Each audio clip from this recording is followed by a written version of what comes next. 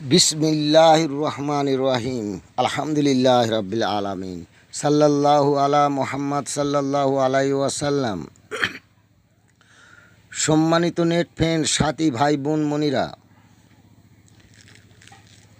তাবলিগ এবং সেই সম্পর্কে প্রথমে 40টা এবং তারপরে মোট ওই 40টা ধরে 120 দিন, মানে 160টা বয়ানের 160 নম্বর বয়ান আপনারা শুনুন। এবং আমার এই প্রতিবেদনগুলো আপনারা আমার অপশানে ঢুকে ইলিয়াস ঢুকে সেখানে ক্লিক করলে সবগুলোকে বয়ানগুলোকে দেখতে পারবেন এবং শুনতে পারবেন। তো এইটা শুনবেন।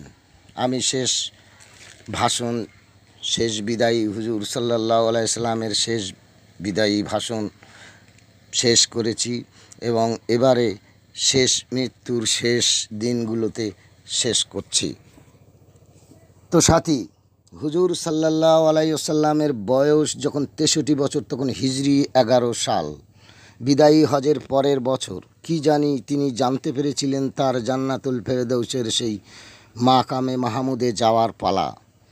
শহীদদের কবরস্থানে দোয়া করলেন, জননী হজরত আয়েশার ঘরে সকলকে ডেকে নসিহত করলেন, বিশেষত কবর পূজা নিষেধ করলেন।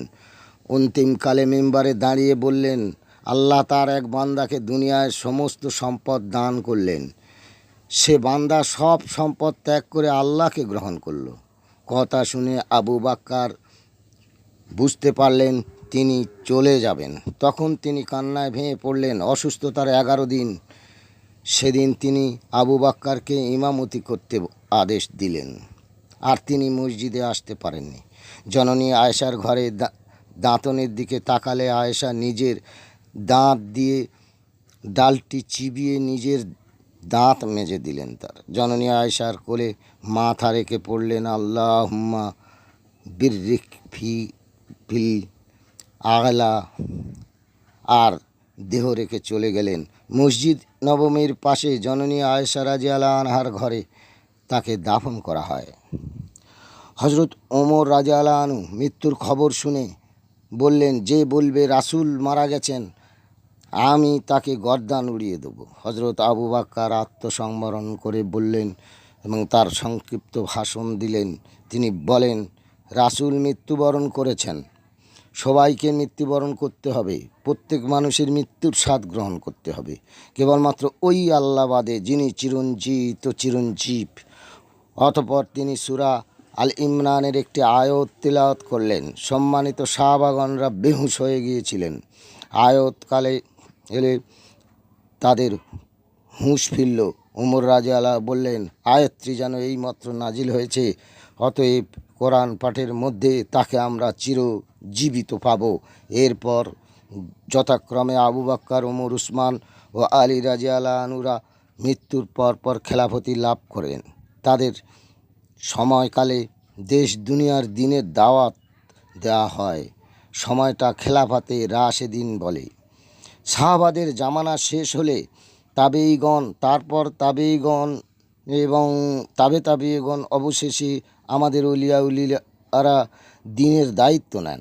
ভারতবর্ষে মুখ্যত দিনের দায়ী হন আমাদের বড় হজরত মাওলানা ইলিয়াস সাহেব রহমতুল্লাহ আলাইহের থেকে নিয়ে ইউসুফ সাহেব রহমতুল্লাহ আলাইহ, এনামুল হাসান রহমতুল্লাহ আলাইহ সহ বর্তমান হজরত মাওলানা সাদ সাহেব দামাত বারকাতাহু দিনের দায়ী হয়ে রইলেন।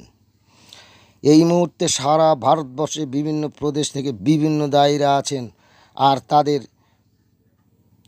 কোলমেলো হয়ে আমাদের প্রত্যেককে দিনের দায়ী বনে যেতে হবে। তো সাথী, বলা হয়েছে দিন থাকবে তো দুনিয়া থাকবে।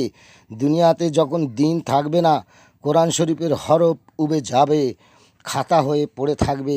হাফেজগুলি আর আউজুবিল্লাহ বলতে পারবে না, কেননা সে তো চলে যাবে লাহে মাহফুজে, ফি লাহে মাহফুজ। আর এই সেই কেতাবটা আছে মাকনুন কেতাবে, মাকনুন কেতাবে এই গ্রন্থ লিখিত রয়েছে। ফলে দুনিয়া আর থাকবে না। ইসরাফিলের বাঁশির বাজনায় পাহাড়গুলি তুলার মতো ভাসবে, পশু পাখিগুলি চিৎ পটাং হয়ে মরবে, মানুষগুলি মদখোরের মতো টল টল করবে, তবা দরজা হয়ে যাবে বন্ধ, নাক মুখ দিয়ে রক্ত উঠবে, কাজি খেয়ে ঢিকবাজি খেয়ে খেয়ে মরবে।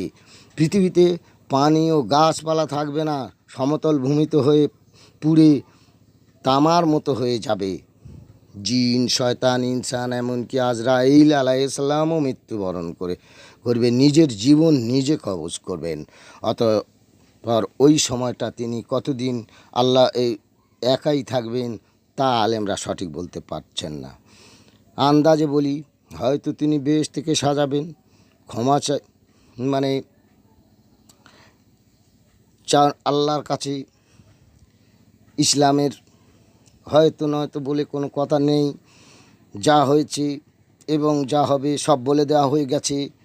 সে তো কোনো আমাদের কোরআন হাদিসে আমাদের কাছে আছে। আল্লাহ সর্বোচ্চ প্রজ্ঞাময় ও জ্ঞানী বিজ্ঞানী।